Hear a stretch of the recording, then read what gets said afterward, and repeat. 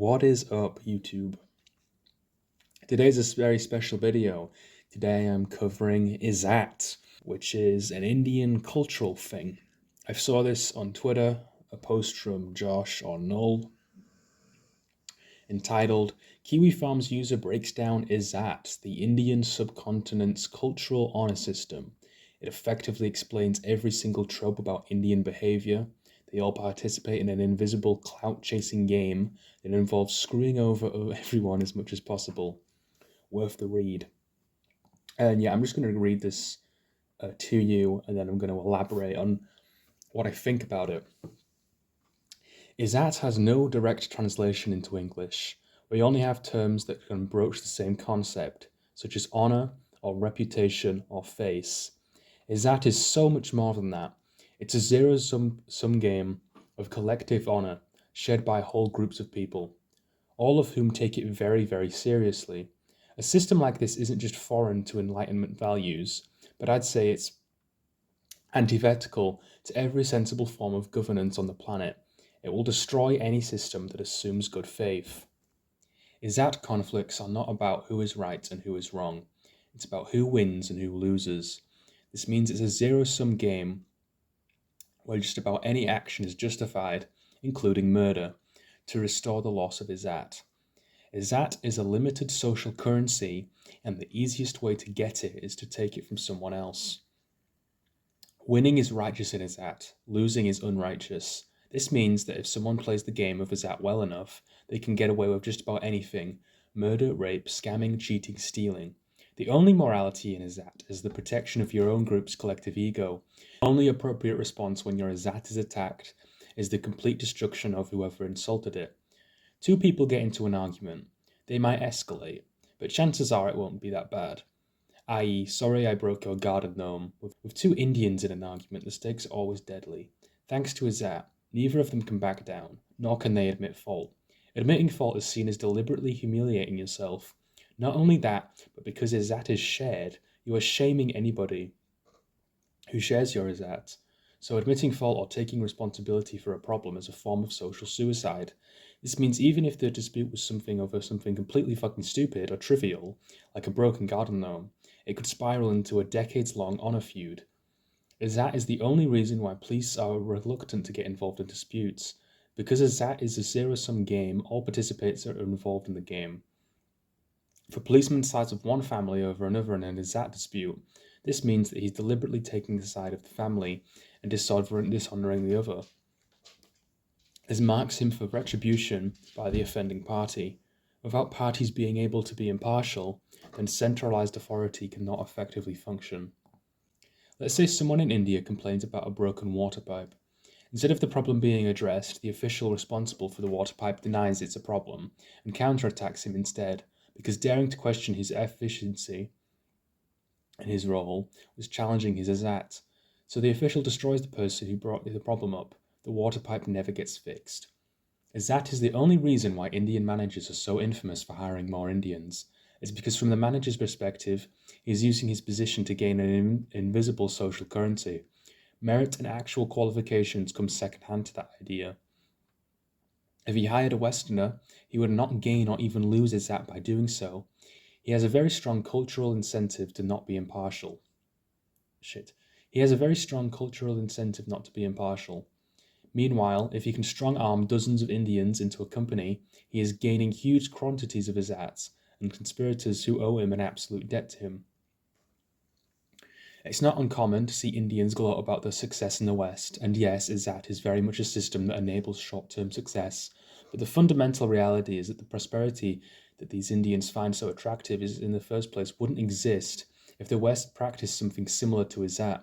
Our systems can only exist on the assumption of good faith, and not a majority of people exploiting them for destructive short-term gain. On top of that, if an Indian causes the systems and companies he comes into contact with to collapse, then he can just go back to India with his plunder. He has no stakes in the long-term prosperity, functionality, or stability of these systems. The stakes are completely asymmetrical in the Indian's favor. You all know about the infamous video of that Indian scamming a food bank. Once again, winning is righteous, losing is not. By employing clever means jugad, he successfully extracted more resources for himself and his family. From the perspective of jugad, a rule is not something to respect, but merely an obstacle in the Indian's own gain. Since he cheated the system and wasn't caught, he is seen as a righteous and dignified man in the izzat framework. I read a story in India about a man offering to pay another man to use a public toilet instead of defecating openly. The latter left and came back with several friends and beat the former to death. The problem was not that he was defecating openly, but that he was criticized for doing so. And with izzat, it's not eye for an eye. Izzat is often an eye for a whole head, disproportionately and brutally annihilating your enemies in the correct move to make because you can take back your own lost izzat and then some. This kind of vindictiveness would be rightfully seen as horrifying and disgusting in most of the world. There was a green text from 4chan, I don't have it so bear with me.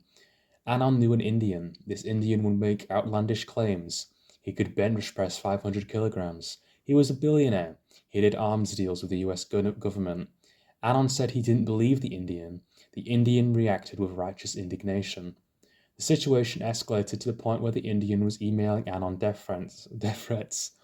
Anon responded by forwarding the emails to the police. The Indian killed himself.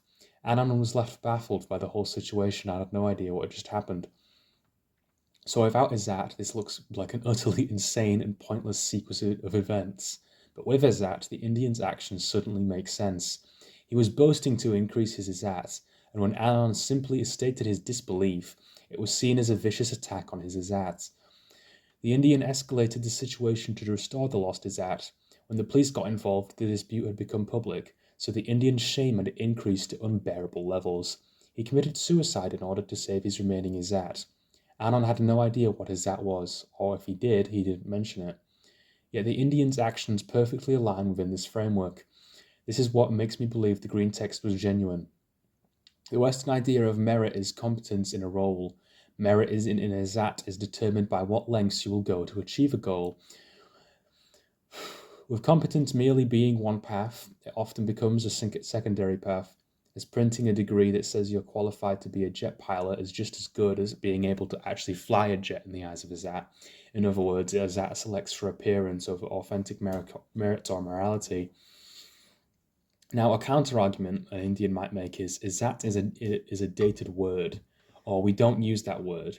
I like to compare it to the word vendetta. Vendetta in Italian has a very specific meaning of familial blood feud, where revenge must be taken to restore honor, etc. This word would not exist if it didn't reflect a specific facet of Italian life. Izzat is no different. Hell, I've had to write several paragraphs just to explain what the hell izzat is. Izzat isn't an archaic term. It's well and truly alive in modern Indian lexicon. If izzat were regularly discussed openly, this would be considered one of the greatest possible insults in the izzat framework. Izzat is why Indians do mass reports, death threats, false flags, and various other underhanded tactics when a Westerner exposes something they don't want people to see, such as the poop throwing festival. If I knew something like this existed in the West, I would say, wow, that's disgusting, we should stop this. But in India, the problem is not the point. The point is the problem being exposed and the perceived insult to izzat from exposing the problem. The water pipe never gets fixed. The one saving grace is izzat performs awfully in the long term. Once Indians displace you, they will go back to playing this insane game among themselves. It's what happened to companies that got hit by izzat. This is also why there aren't any homegrown Indian companies that have the same influence as Microsoft or Google. Whenever they start getting ahead, their companies implode from infighting. Nobody doing their jobs, everybody trying to cheat each other, and nobody addressing critical issues. Systems that delegate authority and work on good faith eventually win over zero-sum honor feuding. izzat cannot maintain complex systems because its players are only concerned with the short-term gain. With the West, the issue is that it often fails to live up to its own ideals. It's not a perfect system, but we can course correct and address problems pragmatically. With izzat, Indians live up to these ideals very, very often, where you can see the dysfunctionality of India. Remember that it's a feature of izzat, not a bug. This is why Indians are where they are. I'd say, Pakistanis are also like this. Um, there's loads of them in my area. You never see a Pakistani hire somebody that isn't Pakistani, like ever, unless they absolutely have to, or it gives them some benefit, like they get a bonus for hiring somebody who's like under 18, like an apprentice job where you get a bonus for hiring apprentices that are young. They'll hire a non-Pakistani for that. I've seen that. But you look at any Pakistani business, it's all Pakistanis. It's around here. It's actually really hard for young people, or just anybody that is becoming a mechanic, to become a mechanic, because Pakistanis have like invaded that field of work. I mean, yeah, you can still be like an electrician, a plumber, a joiner, whatever. But you try being a mechanic around here, yeah, the Pakistanis they've got that covered. And if you try getting the thing, you're not going to get in. I've known people that tried. So Pakistanis. There was a recent like Indian plane crash or something, and the Pakistanis were all laughing at the Indians because they're so inferior, and probably are. They probably are inferior to Pakistanis by about 2%.